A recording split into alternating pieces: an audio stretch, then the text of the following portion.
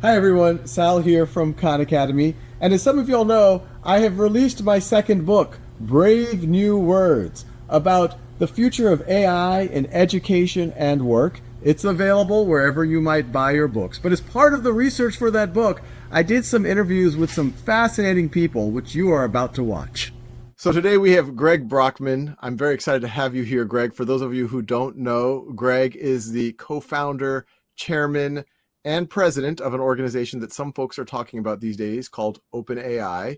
And we at Khan Academy have done a little bit with OpenAI as well. And this is very exciting because this is the start of a new podcast, a new live stream, a new thing we're doing called Brave New Words, which is also a book that we're working on as well. So Greg, thanks so much for joining us. Thank you for having me. So let's just start, make sure everyone watching and listening has a shared understanding. Tell us a little bit about OpenAI and how you decided to start it and maybe a little bit of where it's gone since then.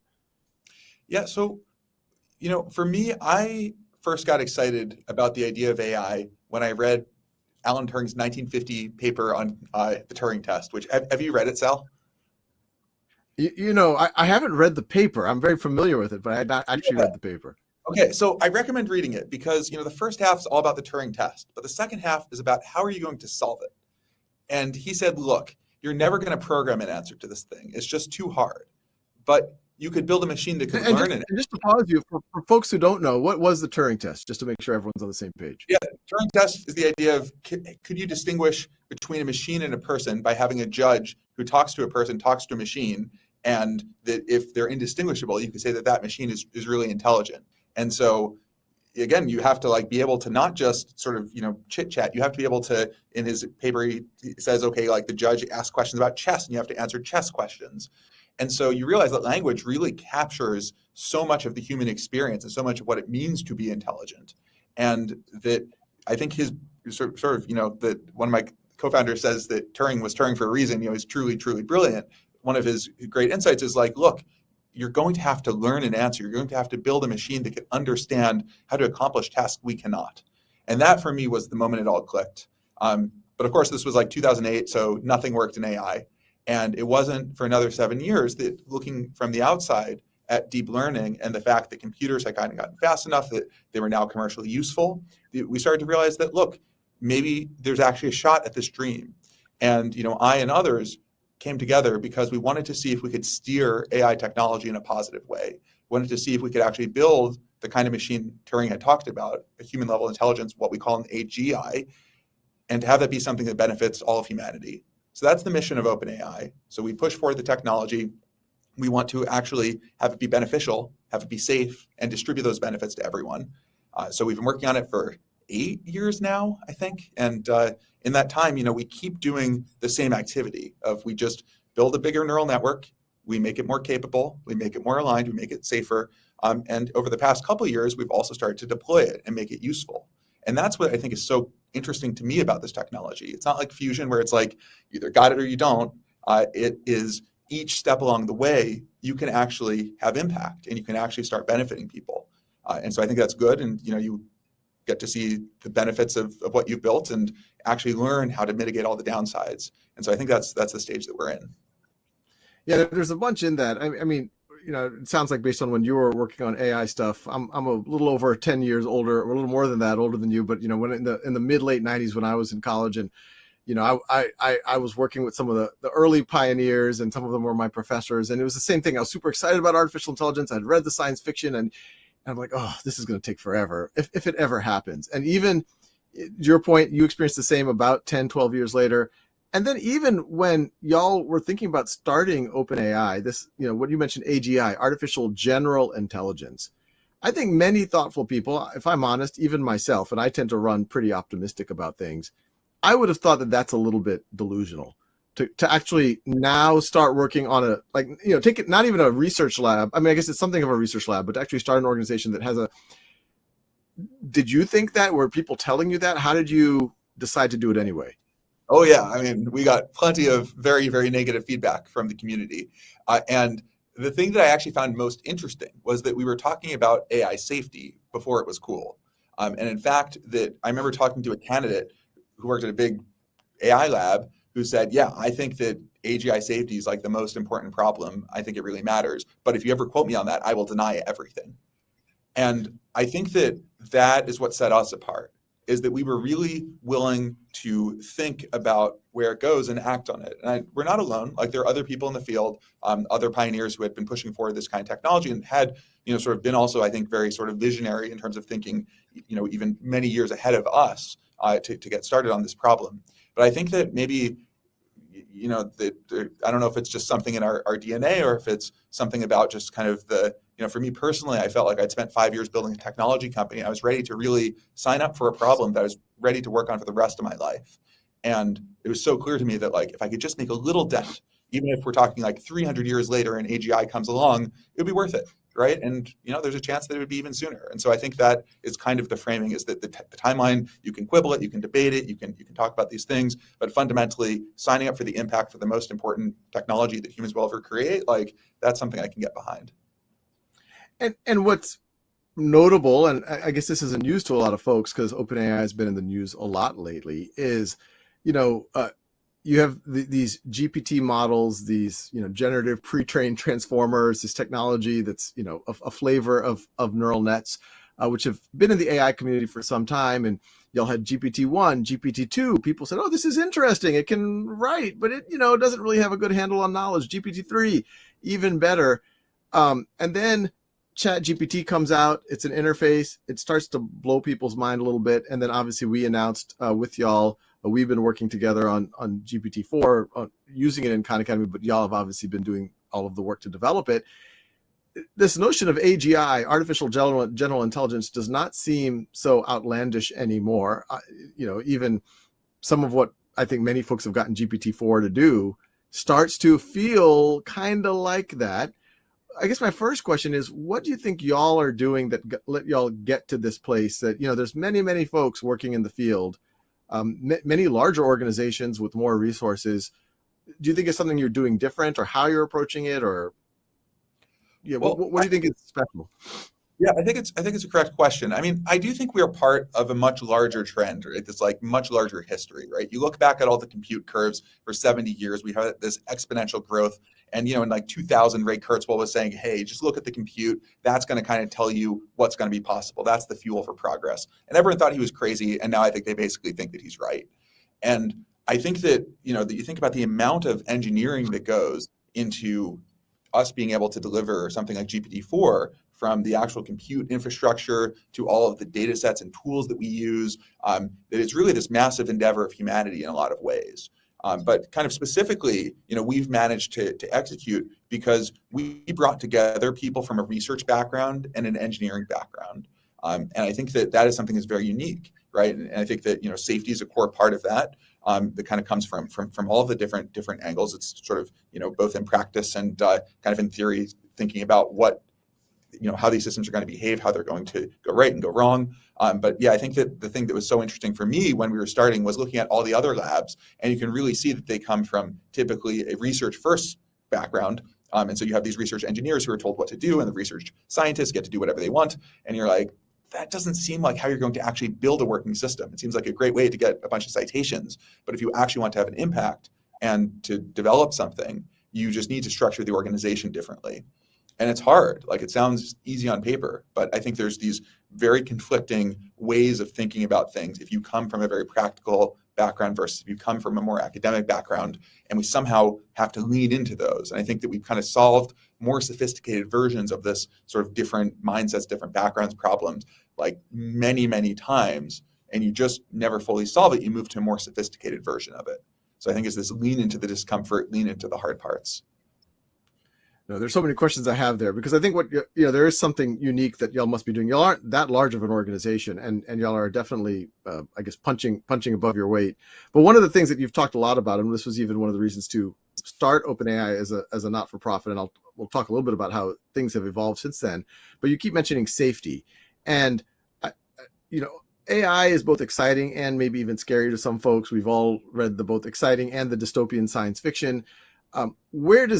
When you talk about safety, what are you talking about? What are the real fears that folks should worry about and put constraints around? And what are the ones that maybe aren't as justified?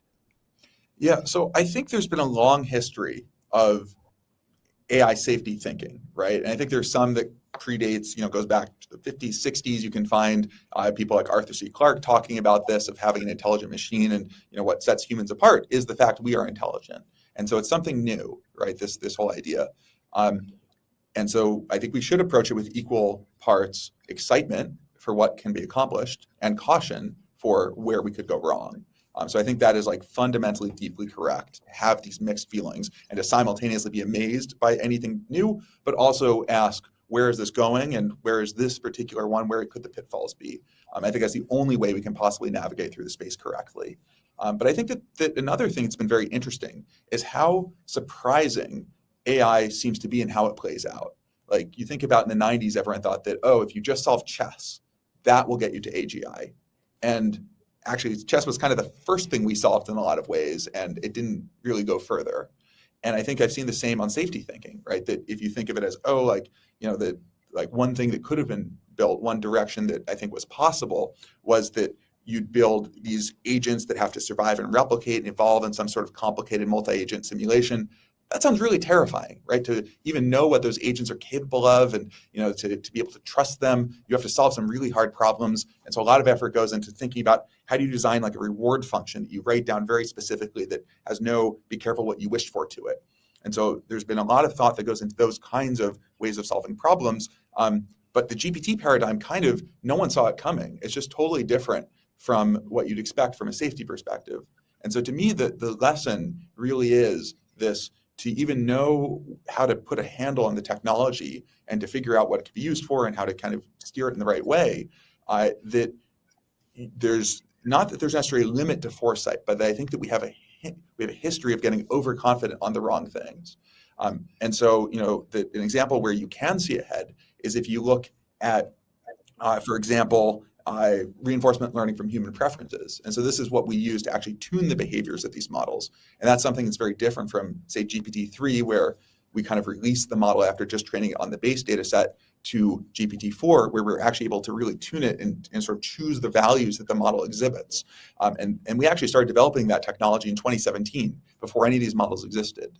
And so I think that you can see a little bit ahead into the future. You should think about how they're going to be used, both making sure that they're aligned with what the operator wants, whoever the user is, that they're not sort of misusable if someone wants to do something, but society kind of has decided that that is illegal or is harmful to someone else. There should be some limits. And then also, I think there's ecosystem effects, where it's somehow you can imagine that the AIs, they all do kind of what they're told to do locally, but it somehow adds up to a worse world.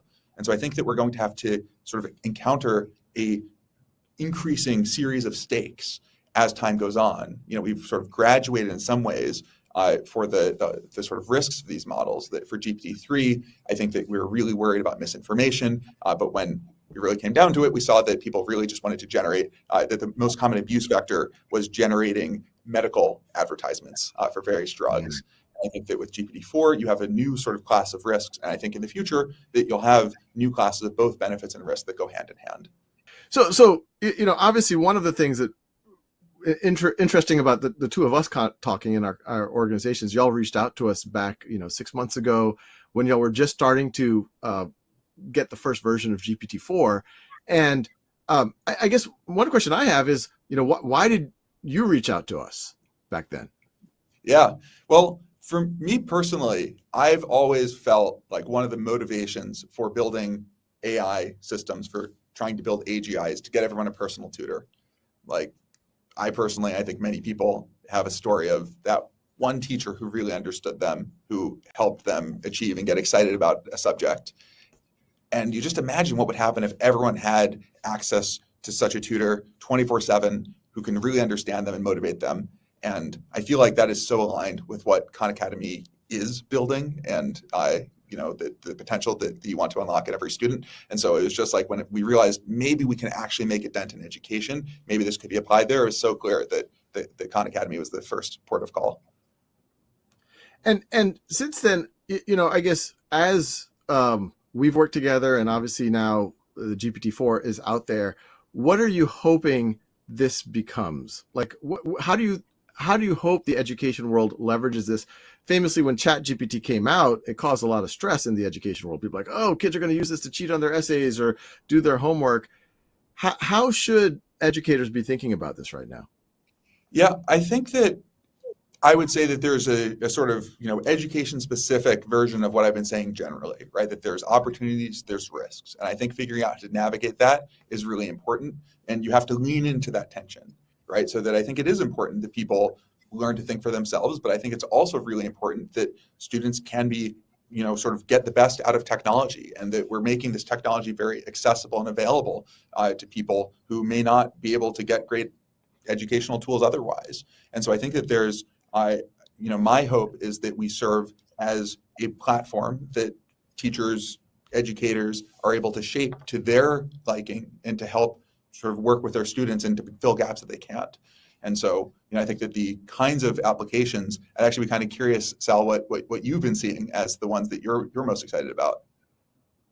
Yeah, well, obviously we've been putting a lot into this, and we're very excited. We've even demoed, what we're calling Khanmigo, which is essentially the incarnation of the AI on Khan Academy with some large school districts, some of whom have famously banned ChatGPT, and they're giving us the feedback. This is what we wanted. We wanted to harness the powers of this technology, but put some guardrails around it so that it's being used productively for students, so that teachers can kind of see what they're doing, that it's pedagogically sound. Now it is interesting that it has created a really big debate where people are like, well, this is great if they're within the sandbox, but then what's to stop them from going someplace else? And someone else is going to create an application that uses the API to do something, here or there. So I think there are some real questions there. I guess maybe I'll turn that around as a question.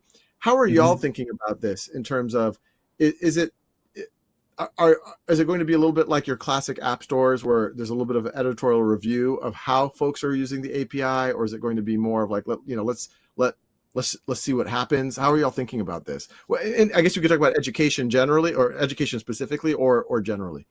Yep. Well, I think that the truth is that this technology is very new, and there's a lot to learn, right? But we're very thoughtful about it. We spend a lot of time thinking about exactly how people should build on our platforms, what the rules of engagement should be, trying to get lots of input. So we engage a lot with educators and with other people in various spaces, because I think ultimately the decision of how to integrate this kind of technology into the world, it should not just be up to us. Like we need to be part of that for sure if it's our technology, but we think it's really important to get broad input from everyone. So that's actually one thing that I think is maybe the single most important factor. And so you should expect evolution, right? You should expect us to get data and realize that, hey, like this particular thing played out great, this particular thing did not, and then learn how to adapt. So my hope is that, number one, I think it's really important to really show the upside, right? That I think it's easy to just sort of only see the things that can go wrong. And I think it's important not to stick your head in the sand. But the reason we build this in the first place, right, is to actually realize those benefits. And so what I'm really excited to see is with Khan Academy or anyone else who's going to build in the space, to really engage with like going deep with districts, talking to educators, and really figuring out what the exact shaping is that they want. Once you have a positive example of something working, it's easy to build standards around it, right? If you don't have that at all, then you're just shooting in the dark. And we've seen this already. Last year we published a blog post about safety standards for deploying language models, and all of that came from 2 years worth of deployments and honestly getting a lot wrong. And so I think that this iterative deployment of learning from practice, that is, I think, the single most important thing that we can all be doing right now. No, I completely agree. Clearly, we're investing so much because we are generally very optimistic about where all of this is going. And, I couldn't speak openly about it when there were all these ChatGPT debates out in the media. But then once we were able to, I was saying, look, I know there has some fears, but if you put it in the right framework with the right guardrails, not only can you mitigate those risks, but you can have massive advances, a tutor for every student, and just introduce completely new modalities that would have seemed like science fiction without AI. Things like interview a historical figure, practice your debate skills. We could go, teachers being able to help creating lesson plans, et cetera, et cetera. One debate that I've been having with a lot of friends lately, knowledgeable friends who know about AI, et cetera. We've been getting into this classical debate about is the tool going to diminish human capability or expand human capability? I'm on the side of expand. So, that's where my cards are, that it's going to make us more creative in some weird way. It might actually make us write more because we're going to be more editors and we're going to be crafting more. But how do you think about that when people say, oh, wow, now people are just going to, one less thing that humans do, they're not going to develop their writing skills. They're not going to develop the creativity because they're just going to lean that much more on artificial intelligence for it. Yep. I'm definitely with you, Sal. Like, I think that the net effect is going to be extremely positive. That I think that we're all going to get these AI superpowers. We can achieve things we couldn't otherwise. The drudgery will drain away. All of those things I think are here, right? If not on the horizon. But of course, it would be sticking your head in the sand to say that's the only effect, right? I think it's that's the net effect. I think it will be quite strong. But I think that there will be anecdotes of places where it's like people who loved a particular craft, and now that craft is commoditized, right? That there was a barrier to entry, you had to build up a skill, and now anyone can do it. And on the one hand, it's a beautiful thing, right? Because there's all these people whose now creativity can be unlocked, right? There's, everyone, I just think about how many people have a smartphone. And so if you're able to get access to everyone who has a smartphone to very powerful AI, and they can start creating in a way that before you'd have to buy a bunch of professional software and you'd have to go to school and get a lot of training. You can see how that world is different, but in a lot of ways it's more positive, on net. But I think this change and being prepared for that, that's a scary thing. And I think that that's something we should kind of go into eyes wide open. Absolutely. And just in the time we have left, every time I talk to you, you sometimes say, oh, and by the way, Sal, we're also working on this. And then you show me and I'm like, oh, that's a big deal. It's and there's more. Round us out this conversation, just, painting a picture for folks on what is coming, as much as you can talk about it, and what you think are the implications, and how y'all are trying to focus on one of those directions or another. Yeah, well, look, I think at the most high level, we really are serious about this trajectory to AGI. We think that is the trajectory that society is on, the world is on. I think it's a path that we've been on for a long time. If you look at all of these curves, I think we picked up the torch in a lot of ways, and we feel it's our chief responsibility to not just build it, but to build it right. And kind of on the short term, I think that you see things like, GPT-4 has vision inputs. That's something that we're still just piloting with one partner. But I think that will also be a new step function in terms of usability, right? You'll be able to present documents. You'll be able to, if you have a diagram that is part of, the educational curriculum on Khan Academy, and that understanding that diagram together with the student's question about it is important, you'll be able to do that. And so I think that we're just going to open up the accessibility in a lot of ways, making this stuff run faster, cheaper, more accessibly. That's always a big focus for us. And really trying to improve, I think the thing that we're missing right now in a lot of ways is being able to generate new ideas, right? Being able to solve harder problems, and all of that we're thinking about, we're exploring, and, again, doing so with our sort of safety first focus.